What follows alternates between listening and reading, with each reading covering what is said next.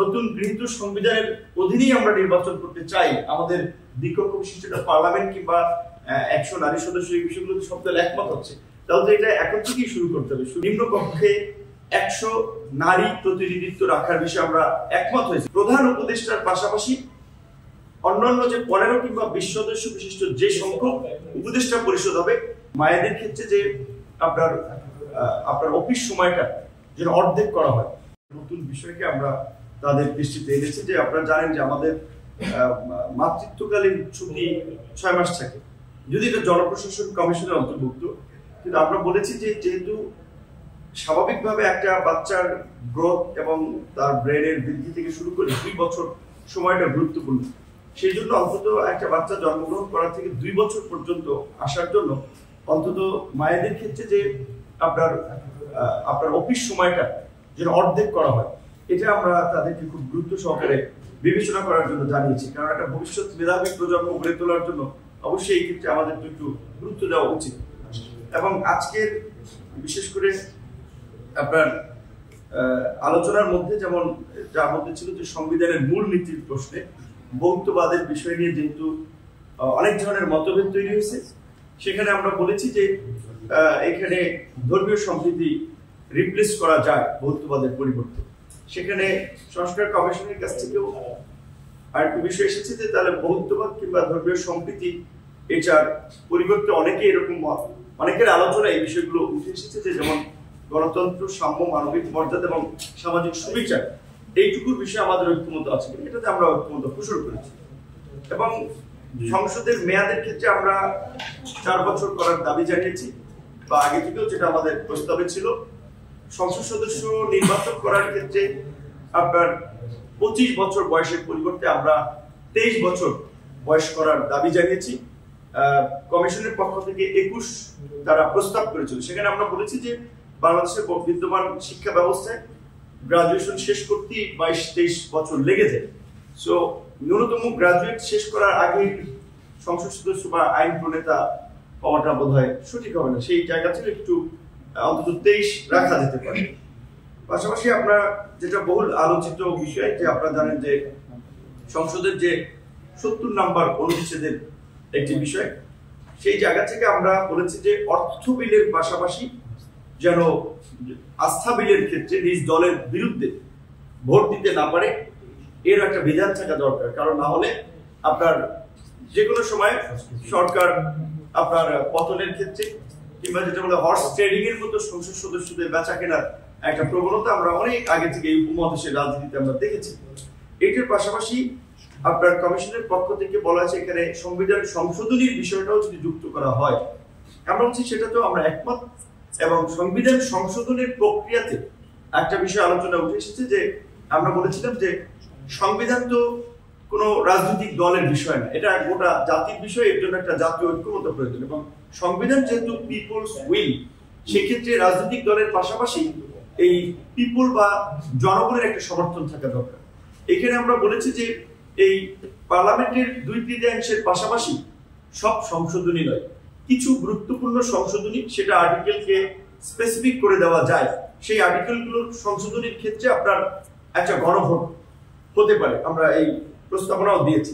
এবং সবচেয়ে এই বিশেষ করে সংবিধান এবং নির্বাচন কমিশনের জায়গা থেকে আরো একটি গুরুত্বপূর্ণ বিষয় হচ্ছে, আপনারা জানেন যে জাতীয় সাংবিধানিক কাউন্সিল, সেটা আমরা বলেছি যে বাংলা এবং ইংরেজি মিলিয়ে নামটা ওয়ার্ড দেখায়, যেহেতু জাতীয় সাংবিধানিক পরিষদ হতে পারে।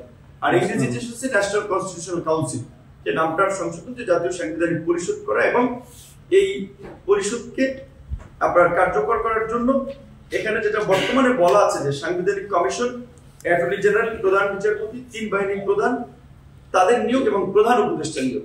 এখানে আমরা দুটো বিষয় অন্তর্ভুক্ত করেছি, যে প্রধান উপদেষ্টার পাশাপাশি অন্যান্য যে 15 কিংবা 20 সদস্য বিশিষ্ট যে সংখ্যক উপদেষ্টা পরিষদ হবে, সেটা এই এনসিসির আলোচনার ভিত্তিতে হবে। শুধুমাত্র প্রধান উপদেষ্টা যে তার চয়েস মতো বাকিদেরকে অ্যাপয়েন্টমেন্ট করবে সেটা না। একই সাথে যেহেতু পুলিশ আইন শৃঙ্খলা পরিস্থিতি নিয়ন্ত্রণে একটা গুরুত্বপূর্ণ ভূমিকা পালন করে, 3 বাহিনীর পাশাপাশি পুলিশ প্রধানের নিয়োগটা আমরা এই জাতীয় সাংবিধানিক পরিষদ বা এনসিসিতে আমরা অন্তর্ভুক্ত করার আহ্বান জানিয়েছি। এখানে আপনার তত্ত্বাবধায়ক সরকার কিংবা আপনার এই নির্বাচনকালীন সরকারের মেয়াদ সংবিধান সংশোধন কমিটি এবং নির্বাচন সংস্কার কমিটি দুইটাতে দুই ধরনের মত এসেছে। আপনারা জানেন, এক জায়গায় 3 মাস এক কমিশন বলছে, আরেক কমিশন 4 মাস। আমরা বলছি এটা 4 মাস করা যায় এবং এই আপনার অন্তর্বর্তীকালীন সরকারের সময় স্থানীয় সরকারটা বা কেয়ারটেকারের সময় স্থানীয় সরকার নির্বাচন করাটা এই 4 মাসের মধ্যে অনেক ক্ষেত্রেই সম্ভব হবে না। তবে এইবারের ক্ষেত্রে আমরা বলেছি যে রাজনৈতিক ঐক্যমত্য তৈরি হলে স্থানীয় নির্বাচনটা এইবার করা যেতে পারে, কিন্তু এটা ওই যে 4 মাসের কিংবা 3 মাসের অন্তর্বর্তীকালীন সময়ের যে কেয়ারটেকার গভর্নমেন্ট হবে সেই গভর্নমেন্টের অধীনে এটা সম্ভব না।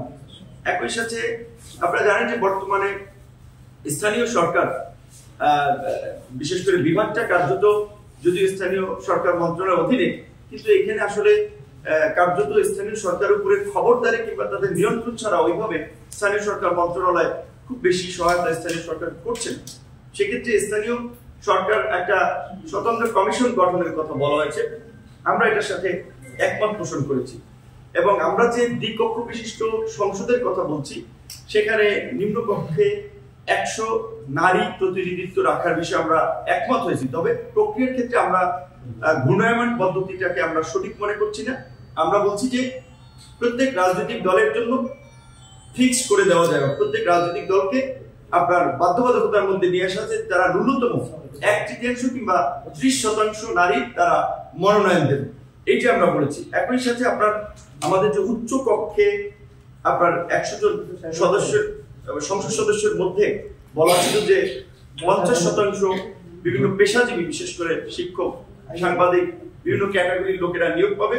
সেখানে আমরা বলেছি যে এইটা বিজয়ী পার্টির উপরে অনেক ক্ষেত্রে বা রাজনৈতিক দলগুলোর উপরে সিদ্ধান্ত বেশিরভাগ ক্ষেত্রে দেওয়া উচিত। সেক্ষেত্রে ন্যূনতম 20% আমরা নারী, সাংস্কৃতিক ব্যক্তিত্ব, পেশাজীবী এইটা রাখার ক্ষেত্রে আমরা এখানে একমত হয়েছি।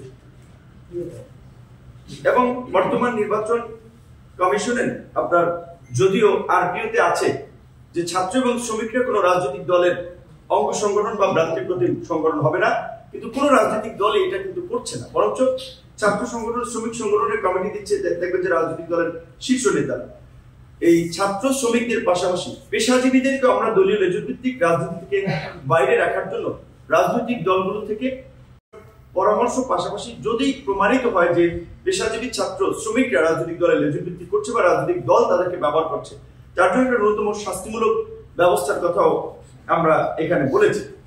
এবং বিশেষ করে আরো একটি গুরুত্বপূর্ণ বিষয় আপনারা জানেন যে ইতিমধ্যেই যেটা হচ্ছে যে বর্তমানে প্রত্যেক মাসে 8টি করে রাজনৈতিক দলের আত্মপ্রকাশ ঘটছে এবং নিবন্ধিত রয়েছে আপনার প্রায় 55টি রাজনৈতিক দল। নির্বাচন কমিশন 2008 সালে আপনার এই নিবন্ধনের আইন করার পরে সর্বশেষ যে বিধানটি ফলো করা হচ্ছে যে 1/3 জেলা কমিটি, 100 উপজেলা বা থানা কমিটি, সক্রিয় কার্যক্রম এবং অফিস। আমরা মনে করি এটি একটি স্ট্যান্ডার্ড আইন, এটি একটি সুন্দর ব্যবস্থা। এই ব্যবস্থার মধ্যে দিয়েই রাজনৈতিক দলগুলোকে নিবন্ধন দেওয়া উচিত। এই ব্যবস্থার পাশাপাশি আমরা বলেছি একটা রাজনৈতিক দলকে নিবন্ধন পেতে হবে যে নির্বাচনের আগে গোয়েন্দা সংস্থা কিংবা বিভিন্ন ভাবে রাজনৈতিক দল তৈরি করে সুবিধার জন্য, বিভ্রান্তি তৈরি করার জন্য, সেক্ষেত্রে আমরা বলেছি ন্যূনতম 3 থেকে 4 বছর যেন এই নিবন্ধনের জন্য তাদের সক্রিয় কার্যক্রম থাকে, এটি যেন যাচাই বাছাই করা হয়।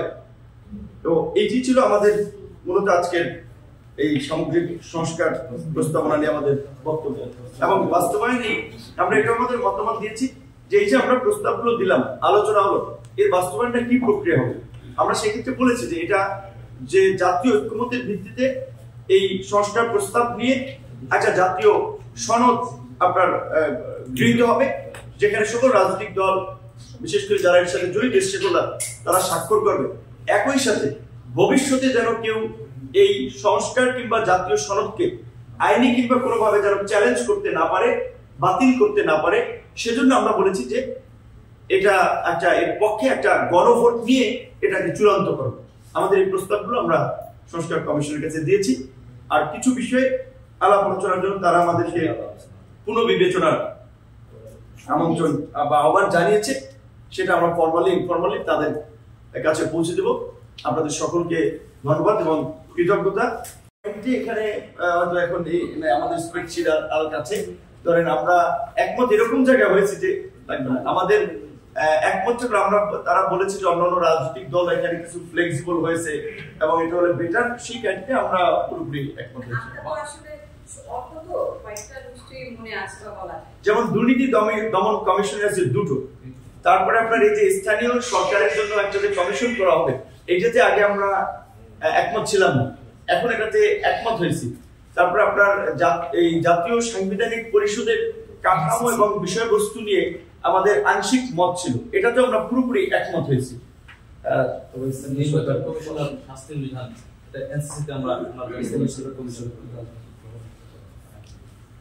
তারপরে আপনার এই যে বিশেষ করে পেশাজীবী সংগঠনগুলোর মধ্যে আপনার যে আপনার তাদেরকে রাজনৈতিক লেজুর ভিত্তি থেকে নিবৃত্ত করার জন্য ওই জায়গায় আমরা যেটাতে আপনার একমত ছিলাম না, সেখানে আমরা আলোচনার ভিত্তিতে কিছু বিষয়ের আলোকে আমরা একমত হয়েছি।